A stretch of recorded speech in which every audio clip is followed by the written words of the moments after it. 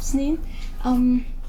Just moving slightly away from lovely crafts people and really lovely objects. I'm an archaeologist, and in my free time I also like drawings and painting, and what I'm going to be talking to you about today is some of the reconstruction drawings that I've been doing for my research. And so I'm just going to begin by showing you these two pictures. On the left hand side is a grave plan of this grave, grave 81, 6th century, from Ledge Late in Gloucestershire, and on the right hand side is a reconstruction drawing that I've made of this grave. So juxtaposing these two pictures, you have the plan just imbued with this sense of scientific objectivity. It is not art, it's raw archaeological data. It's not creative, it's hard fact, and it tells you exactly how the grave looked when it was excavated. And then on the other hand, you have the right hand side, a piece of reconstruction artwork. It is art, it's flimsy, it's biased, it's mediated by my imagination as the person who produced it. And often I find that reconstruction art, such as this one, is acceptable to use in the context of museums and public engagement, where academic archaeologists just stick with excavated facts. And even for those who use reconstruction art, often restricted to the presentation of archaeological information already having been derived from scientific data, such as this grave plan. Because how can reconstruction arts become data? So in this presentation, I want to provoke some new thoughts on the use of art as archaeological data based on my current research.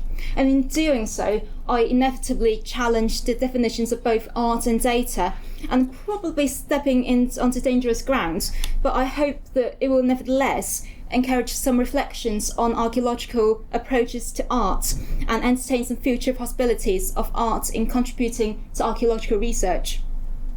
I'm a burial archaeologist. I study the representation and the positioning of dead bodies in early Anglo-Saxon England from about 5th to 7th centuries.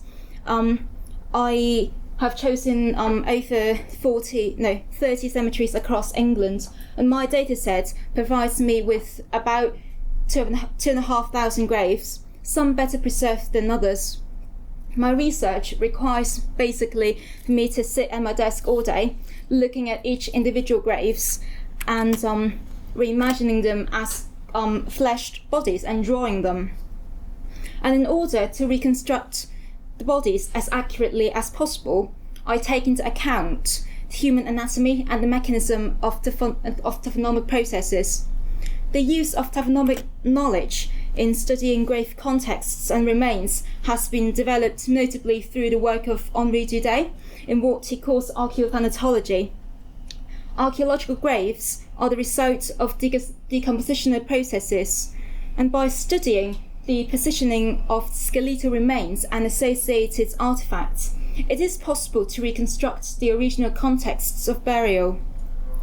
And my drawings, informed by taphonomic and anatomical knowledge, are produced to envision human remains as corpses, and these drawings are then brought together and utilised to study positional or representational repertoires in the early Anglo-Saxon funerary rites, and any patterns and changes associated with them. While my drawings are treated and interrogated as archaeological data, I would honestly be indeed a bit offended if people claim that it's not art. Hang on. This process of reconstruction requires a creative interpretation of the grave plan, making every single body into an artwork. And each grave has been invested with time and creative efforts, which materialise into a pencil-marked drawing of a body or several bodies in some cases. So what can these arts data do? I've got also a textual database to go alongside it, so I can interrogate and put it under some statistical scrutiny to produce graphs like that. And already, this is without the drawings. There's some patterns I can see associated with gender, but also age, which is not shown in this slide. But I'm just going to go through some of the initial results, because drawings are very powerful means to visualize things. It adds multiplicity to the burial information, otherwise difficult, if not impossible, to capture by means of a conventional textual database. And just like inputting data into a conventional database, these drawings allow standardization across the database and makes room for more detail and comprehensive analysis and scrutiny.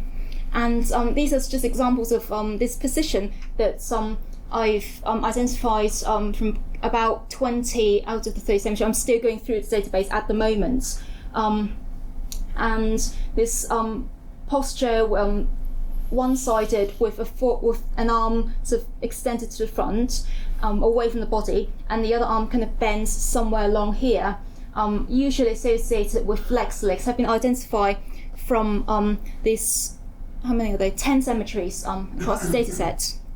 And there are definitely this kind of replication of the pattern, because you can already notice some kind of similarities and that intentional reuse of this position in the burial context. But I think most importantly, I want to stress some regional variations, which is quite interesting. So out of these bodies here, these ones are found in the northern region, so Yorkshire and Lincolnshire, the red bits on the map there. So it's the majority of these bodies are found in the north. And then you also get the East Midland group, which are these ones, got only 5 of them, and then the rest from the region south of the Thames Valley. And it's rather interesting that you get a repertoire, but also this regional variations in terms of practices.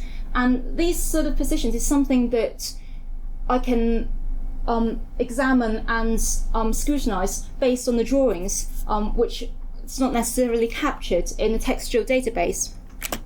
And also these are some variations of the same position. So you've got the front arm being extended rather than the back arm, and then also we've got an arm, the front arm bent back into a very hugging-like sort of position, and some variations.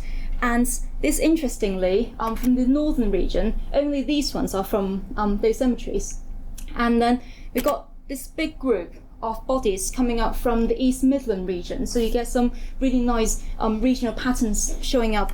And these ones from the south of Thames, and there's also one old cemetery in Kent with just 2 bodies associated with this position.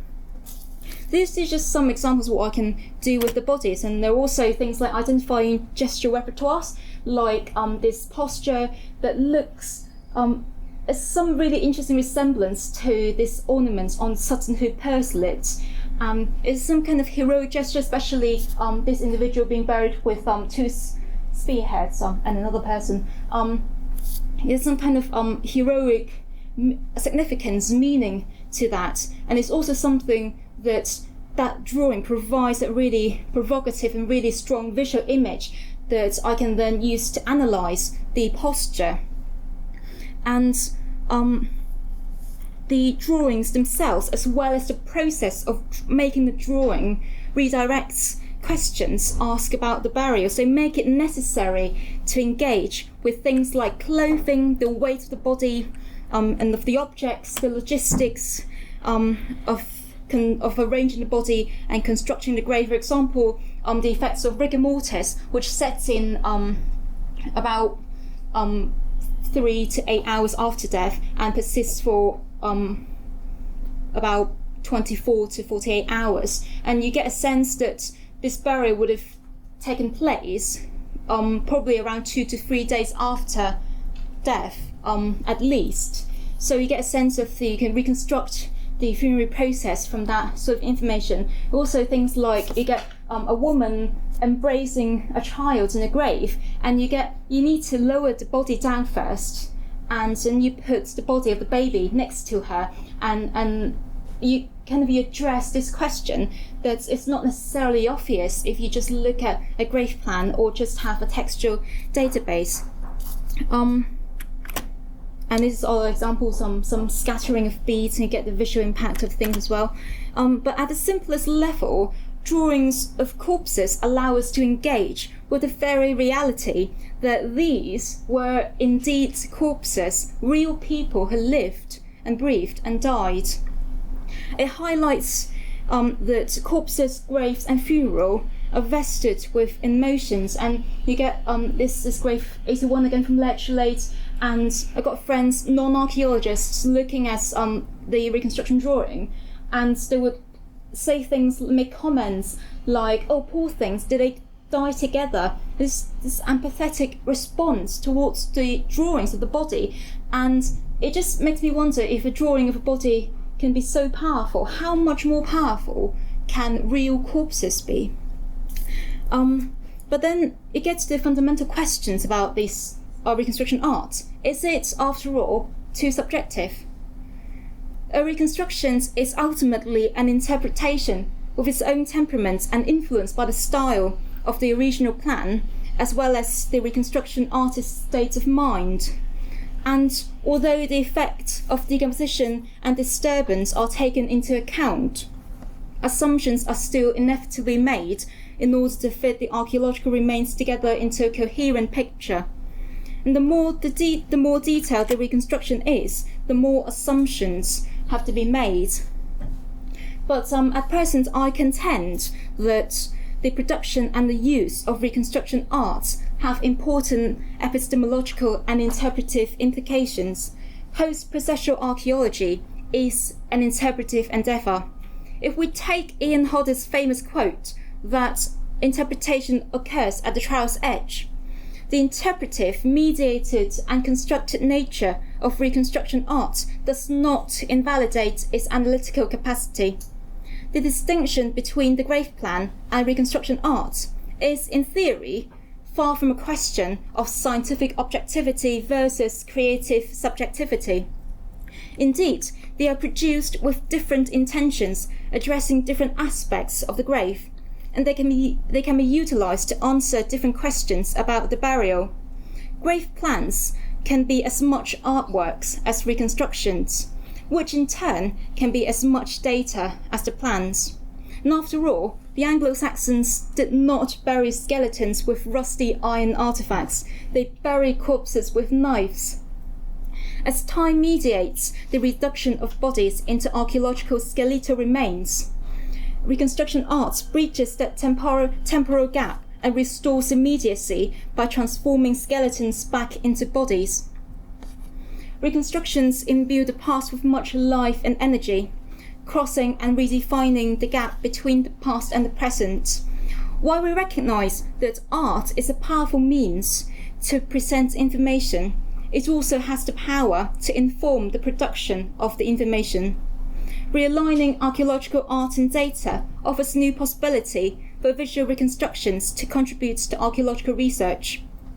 Heeding the nature and limitations of artistic reconstructions, I hope I have demonstrated that art can indeed be treated and interrogated as data to answer questions hitherto unanswered or even unasked, as well as to provide a vivid and compelling vision of how things were in the past and how they still inspire and intrigue us in the present. Thank you.